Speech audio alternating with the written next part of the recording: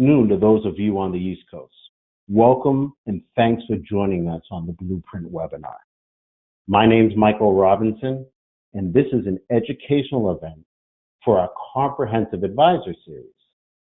As we value your time today, I'm going to keep this presentation to 15 to 20 minutes, with time for questions and answers afterwards. Also, if you have any questions regarding specific slides, please write down the slide number so we can reference it after. Our last discussion around fixed index annuities, we discussed on a conceptual level how they can reduce risk as part of an overall asset allocation portfolio. Many attendees asked for a deeper dive into the mechanics of how fixed index annuities work. Today, our goal is to help you understand how they work.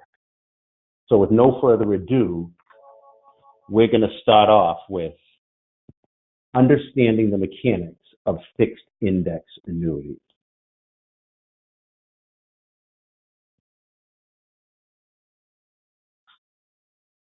For those who attended the last webinar, we explained that fixed index annuities are not a silver bullet. Many clients are presented fixed index annuities as a silver bullet, and they are not. When used correctly, it can be added to a client's portfolio to mitigate risk and be a fixed income alternative. In our presentation today, we're going to go over three things. What is a fixed index annuity? What to be aware of? And where do they actually fit? Let's start off with what is a fixed index annuity? What are they? A fixed index annuity, what it is basically it's a tax-favored accumulation product issued by many different insurance carriers. The insurance company, they will credit the client's account with a rate tied to the sub-account performance of a particular strategy.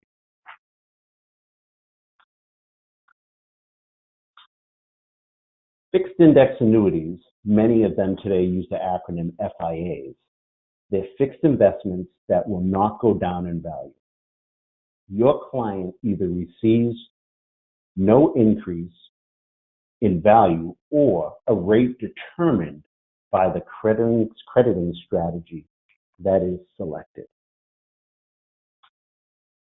Well, starting with the basics, let's remember that the annuity space itself can be categorized in a number of different ways. The textbook definition of annuity often describes income annuities, which actually represent only about 4% of all the annuities sold. With these products, the owner or annuitant pays a premium to the issuing insurance company in exchange for a series of payments for either a specific period of time or a lifetime or the lifetime of the annuitant. A majority of income annuities sold today are immediate annuities, better known as single premium immediate annuities, which are short for SPIA, where the payout must begin shortly after issue. Deferred income annuities allow for the payout to be delayed for a period of time. Most annuities sold today are deferred products that allow for accumulation in principal.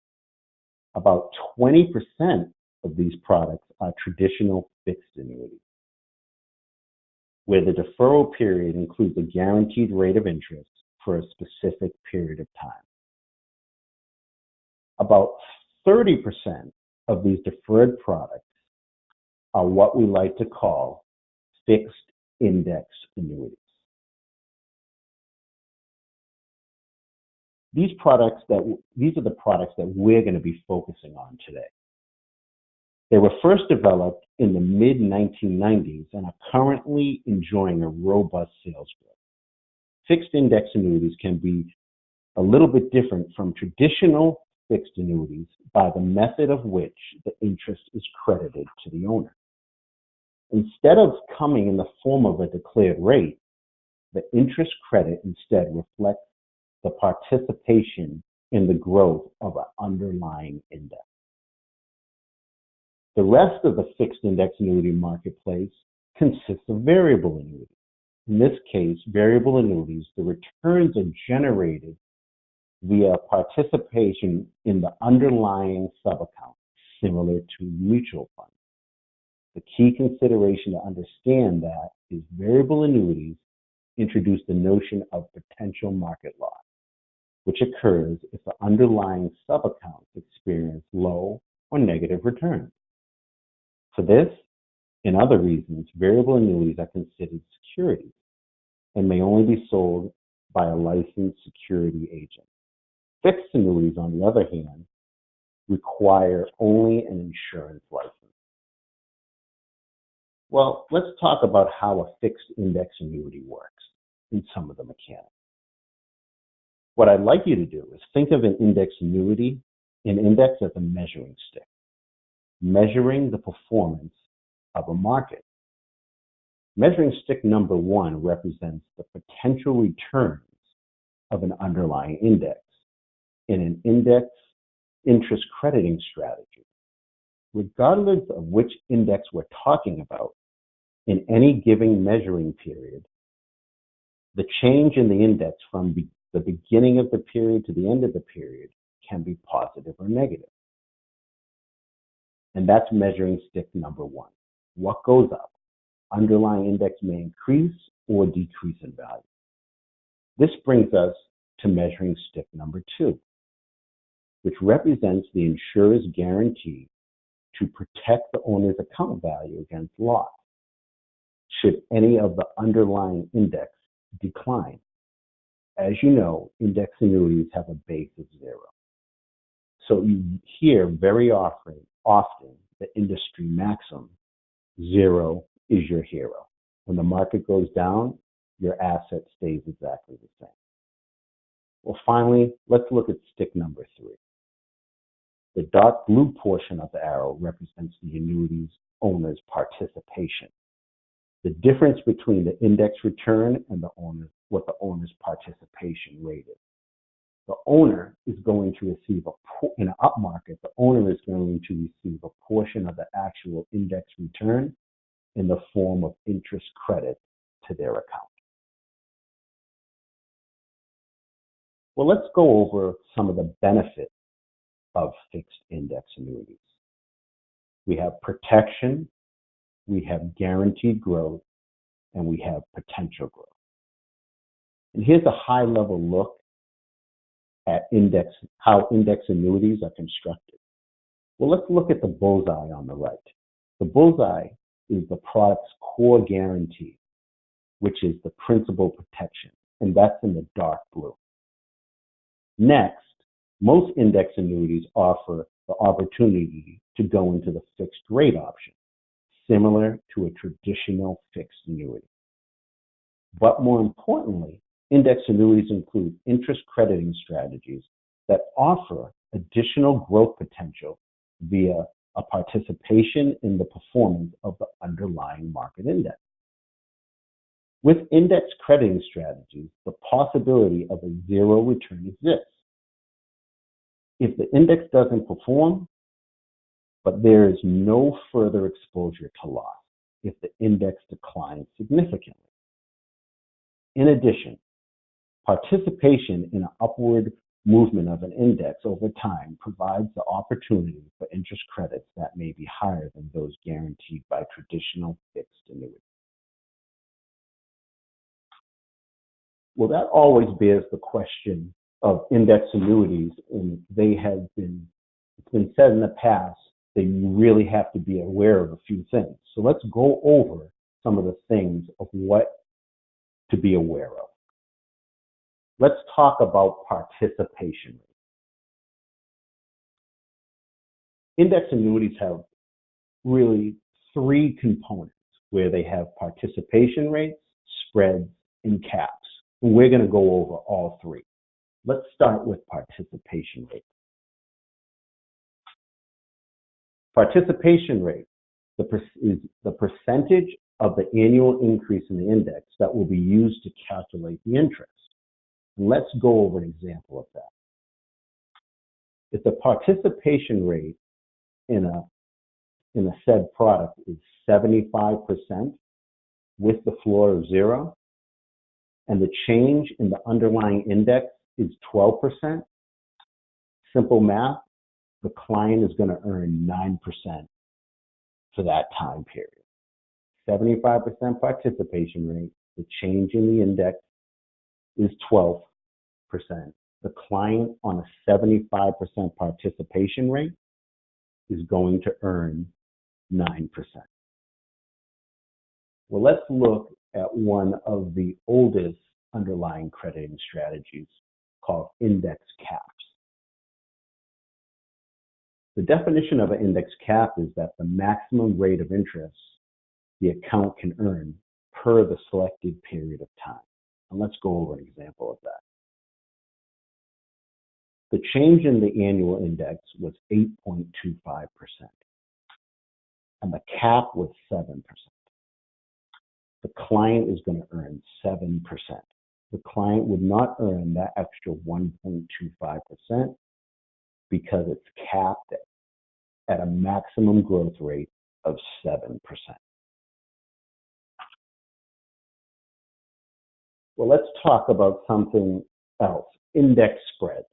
Index spreads are something that are another component in the crediting strategy of index annuities. Index spread, in its simplest terms, the difference between what an index earns and what the account is credited. So if the index spread is 2% and the change in the index is 6, the account's going to be credited 4. That's an index spread in its simplest form.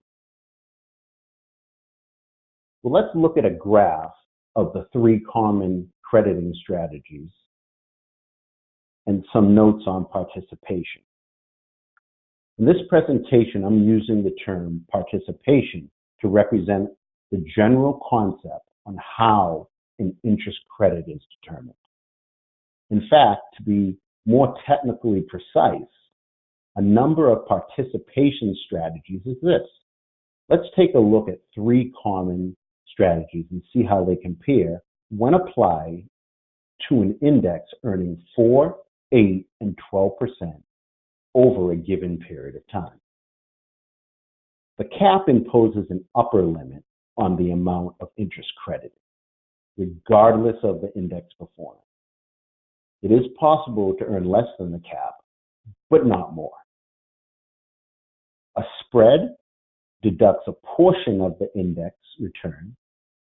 With a 2% spread, for example, the index must return greater than 2% to receive any index credit. But the higher the index return, the higher the interest is earned.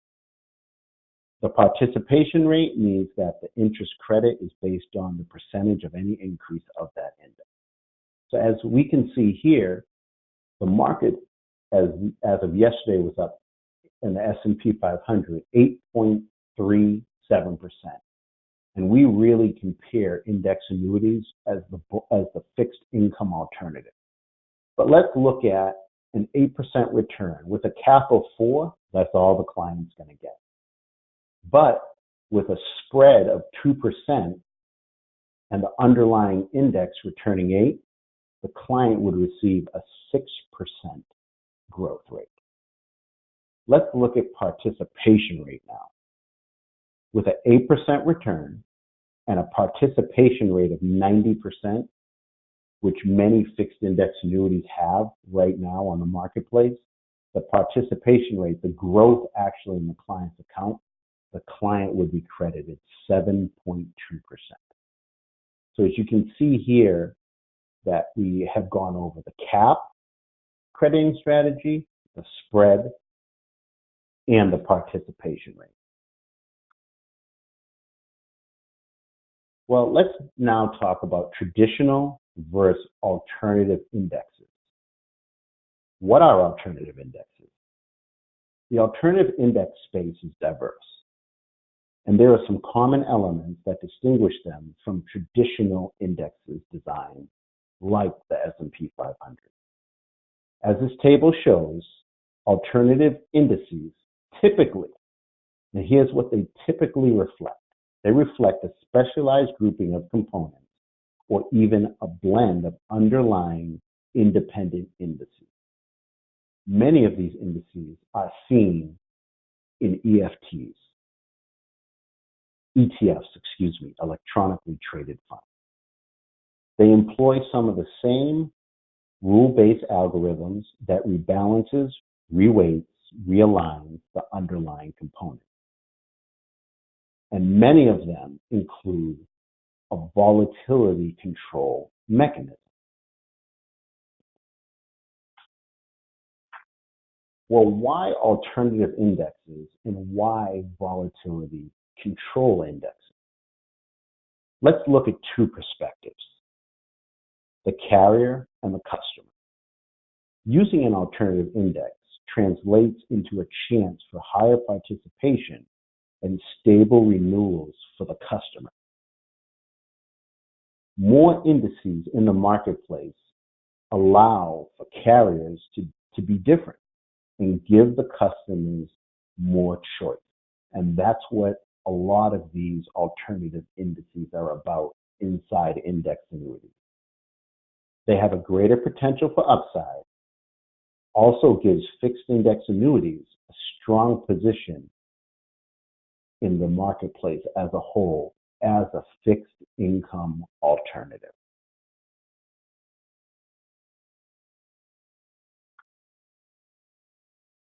Remember the earlier example with the sticks? Well, let's look at volatility control because there's a lot of questions out there. And it all comes down to customer value. What the customer, the actual owner of the contract, receives is not based on the return of the index, but it's also based on the participation rate, cap, and the spread. Because volatility indices, using a volatility controlled indices, it may enable higher participation and the potential for higher return. This helps explain why so many insurers have been adding and continuing to add and introduce new and different alternative indices and volatility control strategies. At the Blueprint, we are constantly looking at the best indices that are being added to fixed index annuities. With this construction, they can lead to potential stronger returns when applied to an index annuity. And we believe the net result can offer a reasonable opportunity to pass through higher growth to the client, to the owner of the annuity. One question that gets asked about fixed index annuities, a lot of people like to talk about the surrender schedule. Well, let's just get it out there. They definitely have surrender charges. Surrender charges can be from 5 to 10 years. All index annuities have decreasing surrender charges, but they also have a 10% penalty-free withdrawal per year. The next question that we get asked constantly is, where do they fit? Where would you actually use a fixed index annuity in a client's portfolio? Here's some ideas. Clients looking for guaranteed retirement income. That is one of the main questions that we get. Where do they fit? And that's one of the main answers. Also, clients who value principal protection. Clients that want to keep the principal protection but have potential for upside gains. Also, clients who prefer to avoid paying taxes on the interest in the near term. That's another area of where they fit. We hear this a lot. Clients concerned about market risk. The market has been great in the past 3 years. Clients are concerned about market risk. But also, clients seeking higher returns than traditional fixed products. As we went over on the graph, fixed index annuities are right in between fixed annuities and variable annuities.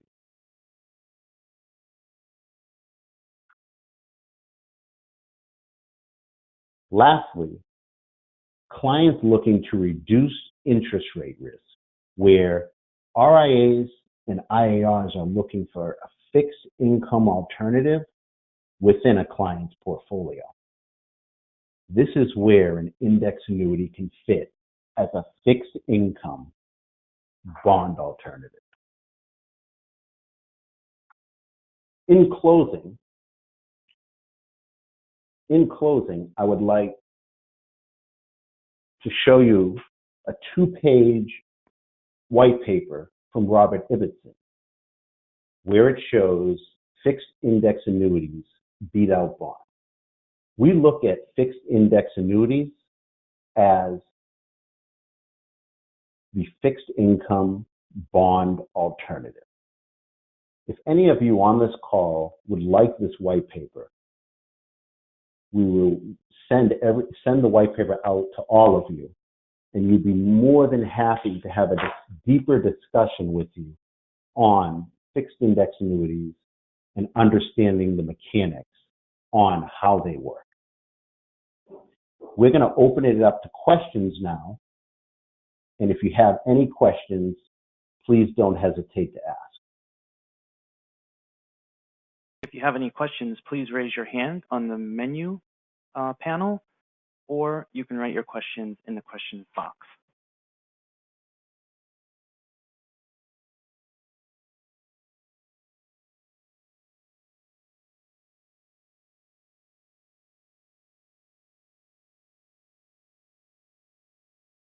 Doesn't look like we have any questions.